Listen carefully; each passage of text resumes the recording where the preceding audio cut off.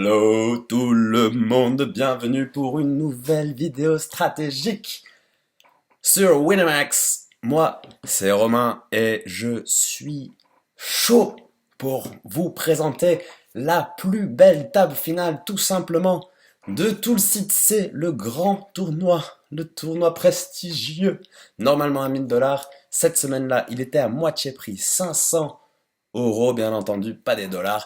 On arrive en table finale, il reste que 7 joueurs et moi je suis là pour décortiquer le tout. J'aimerais plutôt être de l'autre côté à la place des joueurs à table, mais quitte à ne pas y être, autant faire genre que j'y suis, un peu vous apporter tout ce que je peux revoir sur cette table finale. Bien sûr, cards face up, donc je vais avoir l'opportunité d'un peu décortiquer le jeu de tout le monde. Et voilà, on va voir si j'aurais joué tous les coups de la même manière ou pas. Moi, je viens d'une petite pause de quelques mois, donc ça me fait extrêmement plaisir de me replonger à fond dans le poker. Et quoi de mieux qu'une table finale aussi prestigieuse sur Winamax pour débuter cette période intensive de poker qui s'annonce fructueuse dans les prochains mois. Alors avant de se lancer directement à fond dedans, technique et tous les spots, je vais d'abord vous présenter la table finale et vous présenter les grandes différences entre une table finale KO et une table finale standard non KO. Évidemment, beaucoup de coups joués sur la table vont être spécifiquement parce que c'est un tournoi KO. Généralement, on va vouloir voir plus de prise de risque peut-être à tapis que dans un autre tournoi, on va s'autoriser à raise fold plus de spots, tout simplement parce que on a de levée directe à aller chercher l'argent en sortant un joueur. Cependant, en table finale d'un tournoi KO, il y a énormément d'ICM en plus à prendre en compte. Il y a la future game de buster les mêmes joueurs qui seront là avec plus ou moins les mêmes KO plus tard dans la game. Donc c'est souvent une bataille entre les deux. ICM de la table finale d'un côté et équité nécessaire sur un spot pour payer ou pour faire tapis justement avec le bounty qui nous est proposé. Je vous propose d'aller directement maintenant dans le cœur de l'action. On va présenter vite fait moi les joueurs que je connais ici, j'en connais pas beaucoup, mais évidemment on a l'un des mejores jugadores del mundo, Amadi, le Team Pro Winner, mon collègue Adrian Mateos Diaz qui débute cette table finale sur le fauteuil de chip leader. Et après, il y a une table finale quand même très resserrée en stack. On n'a pas de réel chip leader qui va pouvoir mettre une grosse avance sur la table. On a plutôt deux joueurs qui sortent du lot avec El Akela et Amadi du coup qui se détachent un peu du lot commun, on va dire les trois stacks middle, même s'ils sont tous plus ou moins proches. Chez Lucky Croisant, The Ghost of You et Roi Richard. Et en dessous, on a donc deux joueurs un peu plus short avec un bounty sympathique, donc ça va être les deux grosses cibles de cette table finale, Fall Forward et Hakuna Matata. Let's go. Donc ça c'est le premier spot à table, la première main de cette table finale, et on voit Hakuna Matata qui décide de raise ici son As-9 off, pourquoi pas. C'est une situation théoriquement où on va avoir envie de raise As-9 off, c'est sûr.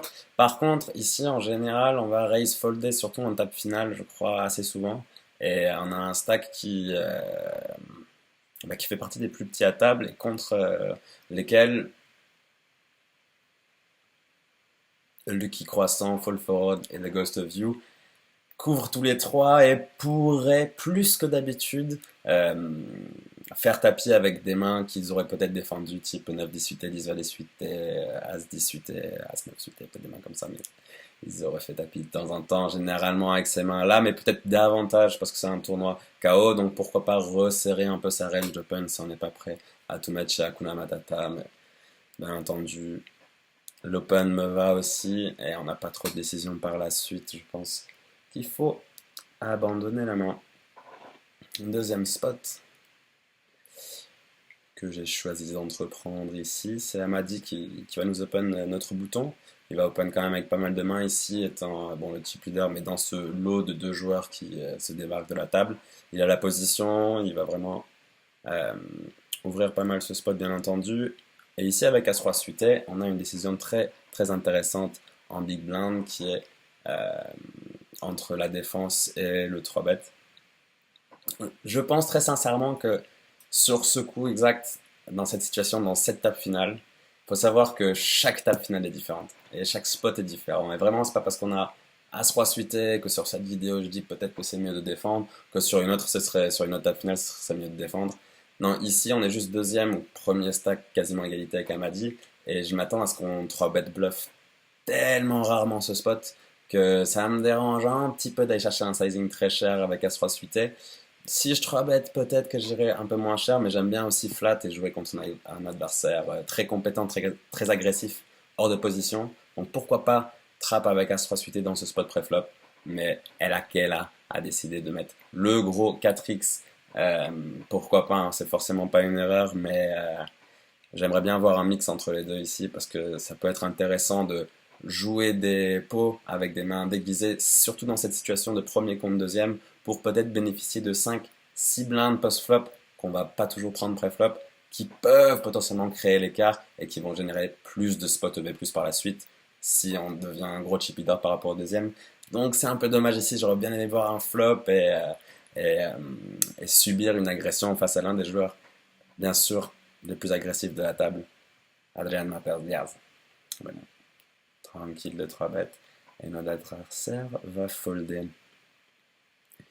Ici, on a 9 et 10 off. C'est un spot intéressant ici en défense de blind de la part de Fall Forward. On sait qu'on est hors de position contre un très bon joueur, mais on n'a jamais trop foldé cette main généralement. Ici, son fold me dérange un peu, mais je comprends la situation. On couvre deux joueurs à table. On veut consolider un peu notre place de milieu et toujours pouvoir couvrir dans les cas éventuels de setup post-flop avec les bounty. Donc pourquoi pas ne pas se mettre dans des cas où finalement rien d'excellent peut arriver. Donc je comprendrais un fold peut-être 10 et 8 off ou 9 et 8 off, 9 et 7 off, des mains généralement qu'on aura envie de défendre. Peut-être ouais, même des mains aussi fortes que Valet 2 suité, Valet 5 suité, Dame 5 suité. Je comprends qu'on ait envie de folder dans ces spots-là, mais 9 et 10 off me semble un poil trop fort pour ne pas défendre. Mais après, on parle vraiment de minime. Et si des joueurs aussi bons que ceux qui sont ici en table finale fold, c'est qu'ils ont forcément leur raisonnement et que forcément on parle de micro-écarts, de micro-détails. Et les deux me vont bien entendu.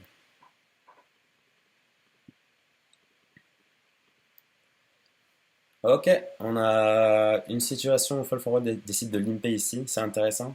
Je pense qu'il est très difficile de commencer à construire des ranges prédéfinis dans notre tête, de mixer entre limp et raise dans beaucoup de situations en table finale. Je sais que je me suis retrouvé à beaucoup de limp aussi en table finale à certains moments de ces dernières années. Là, j'aurais une préférence quand même pour le min raise. Je suis pas sûr qu'on induise tant en limpant. Je pense que le point est de limp shove, bien entendu. Mais dans tous les cas, quand on VPEP ici, quand on met de l'argent dans le pot volontairement, on a rarement une mauvaise main vu la posture, vu le joueur au bouton et en big blind. Donc on déguise pas grand chose ici en limpant et je préfère ne pas laisser free roll l'équité de la big blind et pas jouer trop multi-way, d'essayer de me retrouver le plus souvent en HU. Un contre un avec As-Dame, ça marche quand même pas mal, donc je préfère open. Voyons la suite du coup. Ok, elle m'a dit qu'il va partir pour un petit bet ici, forcément vu les cotes, même si on n'a pas touché ici sur Roi 7-7, As-Dame, ça peut paraître décevant, mais vous voyez, avec 45 000 à mettre dans un pot qui fait 250 000, on aura une main quand même un peu trop forte, forcément pour check fold. Mais ouais, bien entendu, sur cette turn, on ne peut pas faire grand chose. Et le check fold turn me semble ok, bien entendu, de la part de Fall Forward. Avançons un peu. Ici, on a un open assez loose quand même de la part d'Adrian. Je crois que le plan, c'est simple, c'est de mettre pression sur une table contre laquelle lui pense qu'il va avoir peu de playback. C'est très important d'être au courant de son image perçue dans un tournoi de poker. et surtout en table finale sur des gros montants. Et si Amadi, lui, à l'image, s'il pense que les autres joueurs à table vont très peu le playback, très peu jouer agressivement contre lui, bah c'est complètement ok à sa place d'open des mains très borderline ou un peu en dessous des as-off dans un peu toutes les positions parce qu'on bloque cette carte qui va majoritairement venir nous 3 bêtes ou qui va nous playback le plus qui est l'as. Euh, c'est un open que j'aurais pas l'habitude de faire personnellement et c'est franchement ok de mixer les deux. Donc ici c'est un flat quand même très loose à la place de Ella Kella. Pourquoi pas utiliser son as offsuit s'il a envie de mettre de l'argent dans le pot pour 3 bêtes. On sait que Amadi va beaucoup open ce spot. Du coup aller chercher un 3 bêtes ici avec un as offsuit dans cette situation précise de table finale, moi me plaît. Elle me plaît. Mais par contre call un peu moins parce qu'on n'a pas une jouabilité incroyable avec as 8 off. On va pas pouvoir flotte un million de boards et on va subir généralement l'agression avec une main qui la subit pas trop bien. Et on va aussi inviter la big blind dans le coup, on va partager notre équité. Non, je n'aime pas trop ce flat au bouton. Ouais, post-flop. Post-flop, c'est ok de la part des deux joueurs. Je pense qu'il n'y a pas grand-chose à ajouter. Euh, il n'y a pas grand-chose à ajouter. Bien entendu, s'il n'avait pas l'as de pique, je pense qu'il n'aurait pas bête le flop. Il aurait gardé son SI, mais là, il commence une agression et il faudra la continuer sur les piques, qui fait beaucoup de sens. Je pense qu'il y a énormément de flush draw que Adrian va c-bet. Si check call, un flush draw sera sûrement celui qui est SI. Donc, en bloquant l'as de pique, c'est sympa de mettre une petite mise et faire folder directement certaines mains qui n'ont pas hit, c'est généralement des As-X suités, carreau, trèfle, qui vont décider de check fold. Peut-être parfois des mains au milieu aussi, type 9-10 suité, même si généralement on verra un c-bet de ce genre de main. Alright, on avance un tout petit peu. As-Dame suité à la place de fold forward. Bien entendu, on ne peut pas faire autre chose que shove nos 12 blindes ici. Mais la décision, c'est à la place d'Amadi ici, avec paire de 4. Que faire? Que faire? C'est la bonne question. On a plusieurs arguments qui pourraient tendre vers un call, mais la plupart des arguments tendent vers le fold. Et c'est important de folder ce genre de main en table finale, même si le bounty semble tangible, il semble là, on dirait que c'est notre spot. Parfois, on a juste à risquer un petit peu en gagnant un flip, en gagnant le bounty. Comment ça pourrait être mal? Bah, tout simplement, c'est mal parce que c'est là où on va faire le calcul risque ICM contre risque bounty et à quel moment on a envie de prendre le risque pour prendre des bounty par rapport à quel moment on a envie de plus respecter l'ICM d'une date finale. Et là, clairement, avec paire de 4, ce n'est pas un moment où on va aller rechercher notre équité contre fall forward dans ce cas. On va avoir énormément de situations en table finale plus profitables que celle-là. Je pense que de base, bien entendu, s'il n'y avait pas de bounty, personne chercherait à call ici, donc c'est bien évident de folder sur une table finale standard. Je sais que les 3000 € sur la tête, ou 1500, 1600 € sur la tête, de fall forward en ce moment, donne envie à énormément de joueurs, surtout en termes de stack. On se dit, bon, au pire, si je perds, il me reste 20, 25 blindes, je peux me débrouiller. Non, c'est vraiment important de garder ces 30, 40 blindes, pas aller chercher un flip avec 12 blindes, même si très souvent c'est le mieux qu'on puisse aspirer, bien entendu, quand on va avoir des mains type paire de 7, paire de 8, paire de 9 en face. Et ce faux flip dans votre tête, c'est finalement une main, on aura proche de 40-42% d'équité. Donc, c'est un gamble qui n'est pas du tout validé de ma part. Et forcément, Amadi, à mon avis, elle a fait le bon fold ici. Et il va y avoir pas mal de spots comme ça en table finale où on sera tiraillé entre l'envie d'aller prendre directement l'argent et l'envie de patienter un peu car on sait que les meilleurs spots seront plus tard. Celle-là en fait clairement partie.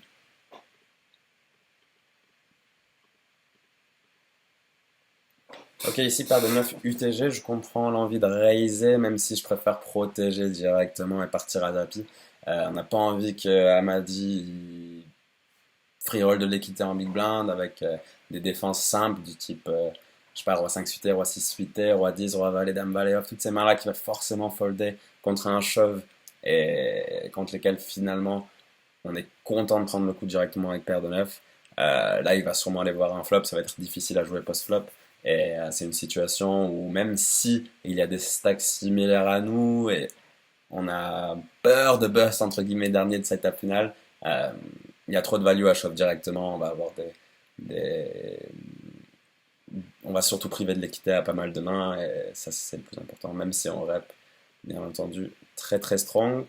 On va pas faire fold valet 9 off chez Amadi, donc c'est pas parce qu'on rep très strong que notre adversaire va juste nous mettre sur paire d'as ou paire de roi et pas aller voir un flop avec les codes qu'il lui est proposé. Il va défendre pas mal et c'est dangereux dans beaucoup de situations et on n'induce pas grand chose. Donc, paire de 9, moi j'irai à tapis ici.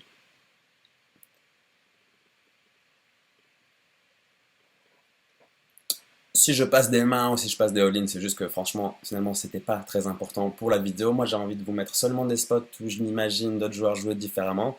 Je veux vous mettre des spots où, sincèrement, je pense que j'ai quelque chose à vous donner. De vous illustrer la table finale avec des coups normaux, je pense que ce serait une perte de temps de tout le monde. Donc, c'est pour ça que parfois, je vais zapper 5, 6, 10 mains. Et peut-être que cette fois, on aura le buzz d'un joueur, mais c'est que réellement, il n'y avait pas de quoi s'inquiéter. Tout le monde, plus ou moins, l'aurait joué de la même manière. Ici, on a une décision intéressante chez The Ghost of You.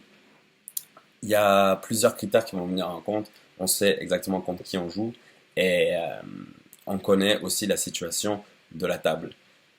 Bon, il y a un gros chip leader, certains très short stacks. C'est souvent, généralement, une mauvaise idée d'aller jouer contre un joueur qu'on considère meilleur que nous, hors de position. Euh, Dans une situation où on pense qu'on va prendre beaucoup d'agression et qu'on va pas pouvoir forcément s'en sortir dû à la situation ICM. Et ici, la situation ICM, elle pousse Amadi à jouer agressivement contre la big blind quand elle défend, tout simplement parce qu'il y a un joueur qui a 6-7 blindes Shakuna Matata, un joueur qui a 20 blindes, donc le joueur qui a 30-35 blindes en table finale, il va être visé. Cependant, Amadi, il n'a pas un énorme stack non plus. Amadi open maintenant avec 30-35 blindes. Donc, c'est pas le stack le plus évident avec lequel mettre énormément de pression. Et on a une main As-Dame suité ici en Big Blind qui est extrêmement forte pour la situation. Cependant, où va-t-on gagner le plus d'argent ici? Va-t-on gagner le plus d'argent quand on va décider de tout mettre pré-flop, espérer qu'il fold pour ne pas jouer un gros coup et quand il call, jouer notre équité pour prendre le plus gros bounty de la table? Donc c'est une idée qui est contrebalancée contre l'autre idée qui est de défendre le joueur de pause, certes contre un meilleur joueur que nous, mais on a As-Dame suité quand même. On a une belle main, on a une main qui se défend bien, qui joue extrêmement bien post-flop. Et l'écart qu'on peut faire généralement en grattant quelques blindes post-flop, en passant devant Amadi, peut-être sur un barrel ou deux barrels bluff de sa part quand on fait top pair, ça va être vraiment plus avantageux que de shove et que la main s'arrête maintenant. C'est pour ça que je préférerais voir une défense à la place de The Ghost of You. J'ai vu un shove, bon, je comprends, hein, c'est le genre de situation où si on a deux trois blindes de moins, on est on va tout le temps défendre parce qu'on n'a même pas le bounty à aller chercher, donc c'est une défense claire et nette. Mais en vrai, ça change pas grand-chose ici. Même si on a le bounty à aller chercher, on pourrait chercher dans d'autres coups. On est là pour gagner la table finale. Les bounties se trouvent en haut de la table finale. C'est pas parce qu'on va réussir à bust le sixième ou cinquième joueur qu'on va faire le gros écart. Non, ici le gros écart, c'est la première place. C'est bust celui finalement qui a bust tous les autres avant nous. Et il faut essayer de jouer l'étape finale quand même pas en effaçant les bounties qu'il a écrit, mais vraiment se le modérant au maximum, en se rendant compte que malgré l'argent qui nous est proposé directement et l'envie que ça peut nous faire de faire des gros plays et des plays un peu hors du commun, en table finale, c'est aussi sympa de respecter l'ICM, respecter les joueurs, respecter son stack et trappe un peu plus les joueurs qu'on pense qu'ils vont mettre énormément d'agression. Moi ici, forcément, ça a été payé. Et malheureusement pour The Ghost of You, c'est un flip perdu.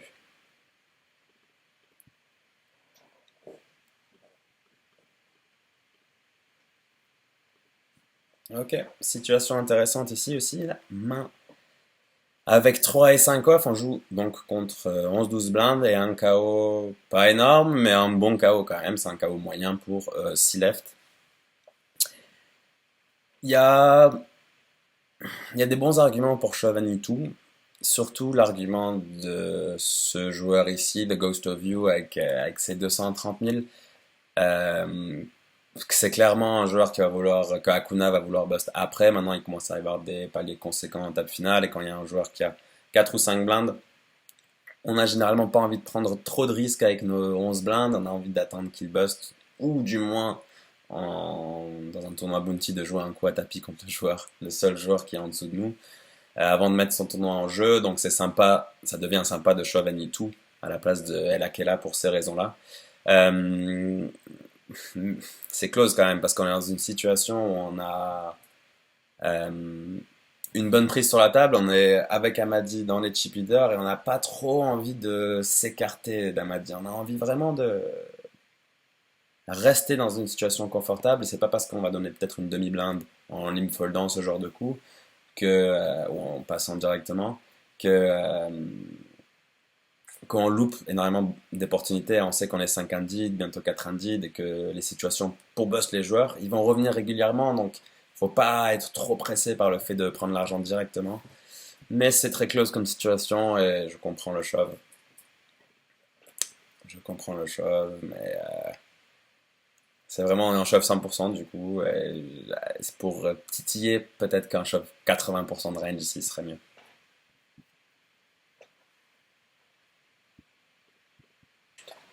Open de la part d'Amadi.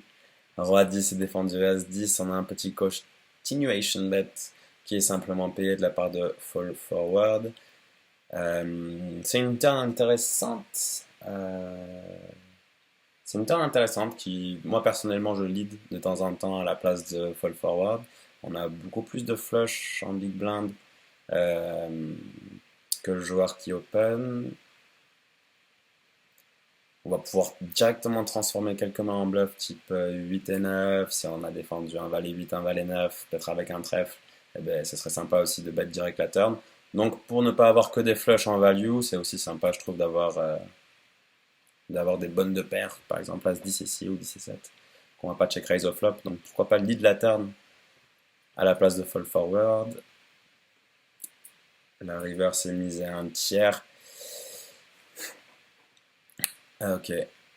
Hmm. Je pense tout simplement qu'il y a vraiment très très peu de bluff avec ce. Après, moi, c'est facile, encore une fois, quand on a les cartes face-up et tout, si on n'est pas dans la game, et c'est toujours euh, plus facile de commenter, bien entendu. Mais j'ai l'impression qu'ici, avec la flush qui rentre, l'inaction d'Amadi, on va avoir pas mal de mains de value finalement. On va avoir 10 et 7 qu'on va pas forcément check raise le flop, à 7, As 10 qu'on va pas forcément check raise le flop, à 5, As 8, flush. Ça fait vraiment beaucoup de mains de value. Et bah finalement en bluff on va avoir quelques valets 9, valets 8, 8 et 9. Et non, 8 et 9 qui font une paire maintenant, donc ah non, valet 9 qui fait quinte. Ouais, bon, on a vraiment très très très peu de bluff. Je pense qu'il faudrait qu'on commence à transformer des 7 ici en bluff et des 8 en bluff pour faire folder possiblement un 10, paire de valets, paire de dames, paire de roi. Mais qu'on a envie de tout bet à un assez gros montant parce bah, on a envie de se polariser entre une bonne main et un bluff. Donc ici un tiers, j'ai vraiment l'impression que c'est jamais un bluff justement parce qu'en bluff on va vouloir miser plus cher parce qu'on a tellement de main de value. Donc ce serait un fold pas évident mais sympa de voir à la passe d'Amadi qui est un peu au milieu. Bon, avec les cotodes, c'est largement compréhensible. Bon, maintenant, je passe juste sur une petite séquence pour vous les illustrer un gros point différent entre une table finale en bounty et une table finale sur un tournoi standard. Je vais vous mettre trois petites mains les unes après les autres où ça va être le même thème, le thème récurrent de faire tapis avant le flop plutôt que de raise et fold contre un jam qu'on aura plus l'habitude de faire sur un tournoi normal. Pourquoi faire tapis? Tout simplement parce qu'on a envie de jouer toute notre équité contre l'autre main qu'on est payé, parce qu'on bénéficie d'argent quand on bosse le joueur, ce qui est complètement différent qu'une table normale. Une table normale, on ne bénéficie pas d'argent direct en bossant un joueur, on prend juste le palier, mais on prend le palier comme tous les autres joueurs à table, donc finalement, si on se retrouvait à shove ce genre de spot avec Dame 10 sur un tournoi normal à la place d'Amadi, on ferait bénéficier tous les autres joueurs qui ont foldé à table. Eux gagneraient de l'argent avec ce shove, nous on perdrait un poil, le joueur qui paye en perdrait un poil, et, euh, et c'est les autres qui seront contents. Bon, ici c'est un peu différent, forcément, parce que c'est un tournoi bounty. Donc, cette main, c'est un exemple de ça. Un autre exemple, ici avec le roi 5 suité d'Amadi. Donc c'est vraiment la même situation. C'est des shove très profitables dû à la situation et le tournoi. Bien entendu, c'est pas des shoves qu'on va vouloir faire sur des tournois non bounty. Et juste pour vous donner une dernière image, ça va être ce shove à suite off de la paire Della Kella. Et c'est toujours les mêmes arguments. Je vous en montré que 3, c'est possible que je vous en montre plus, mais en même temps, vous avez compris l'idée principale et j'ai pas envie de trop m'attarder dessus.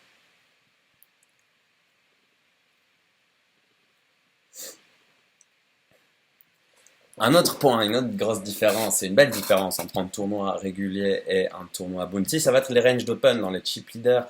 Ok, un tournoi normal, on va vouloir open beaucoup pour mettre la pression sur nos adversaires, mais encore plus sur un tournoi bounty. Pourquoi? Parce qu'on va bénéficier des défenses de blinde et on va pouvoir arriver avec une range un peu plus wide, mais tout simplement c'est ok parce que si on fait des bonnes mains, eh bien on va bust le joueur et on va récupérer de l'argent.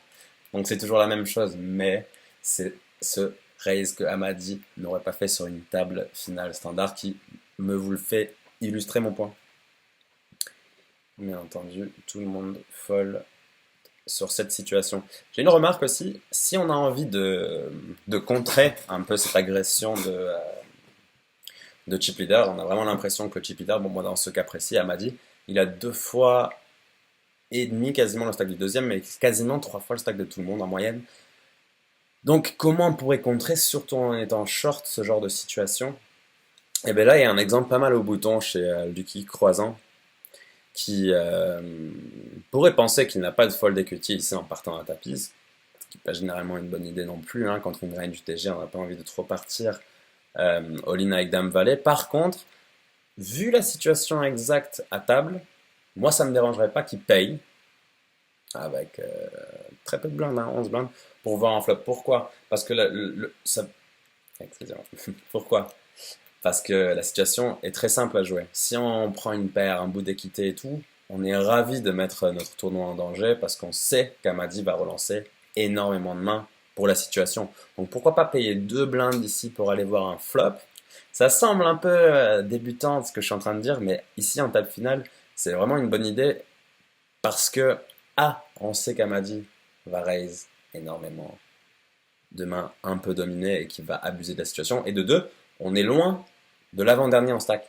Donc en fait, quand on est loin de l'avant-dernier en stack, on veut mettre nos jetons un peu dans des spots où on va prendre des risques, où on va peut-être contrer l'agression de ceux qu'on pense qui vont agresser le plus. Tout simplement parce qu'on est favori pour finir à cette dernière place. Donc autant aller nous mettre dans des situations profitables le plus souvent. Et j'avoue qu'un call ici avec Dame Valet off, Roi Valet off, Roi 10 off, c'est des choses qui peuvent m'arriver pour bénéficier euh, de quelques setups post-flop qui n'arriveraient pas euh, dans d'autres situations. Donc c'est une possibilité. Après, bien sûr, c'est à prendre avec des pincettes. On n'est pas obligé de le faire tout le temps. Mais dans cette situation exacte, avec 2 fois moins environ que le deuxième plus short, ça me va bien à sa place à la place de Lucky Croissant de payer juste.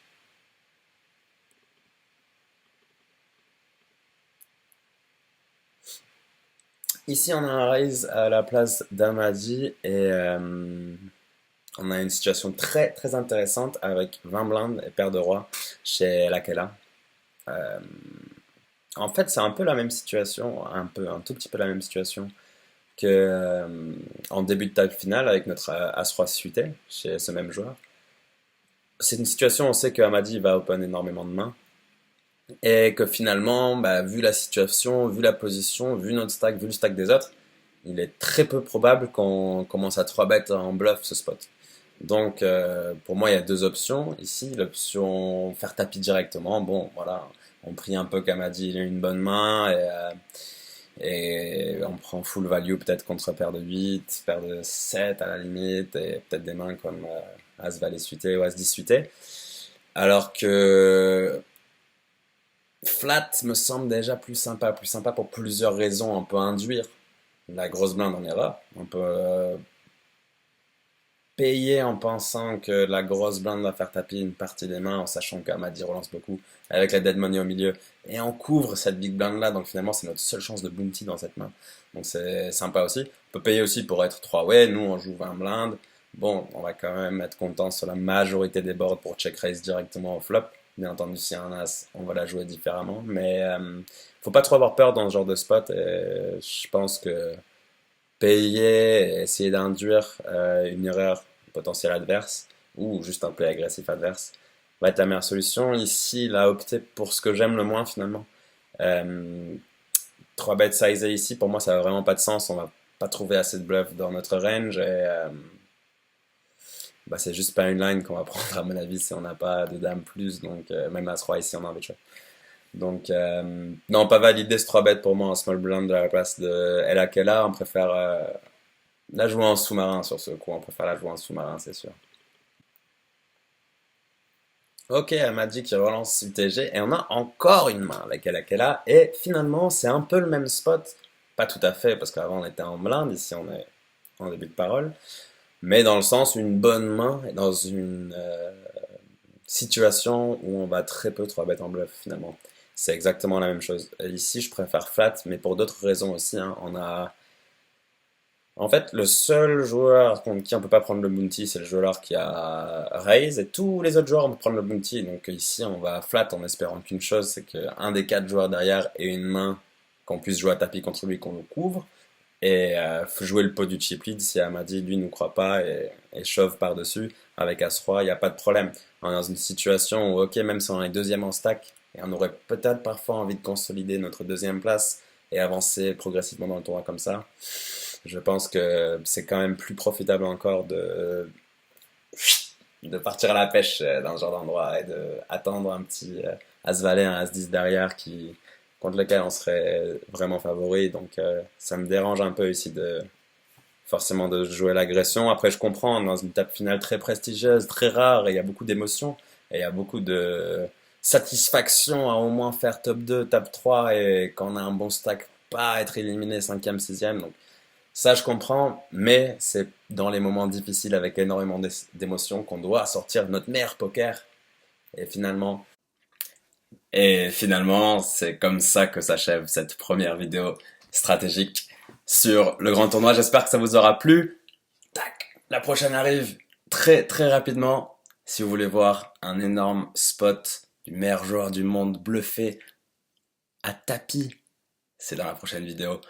À toutes les amis.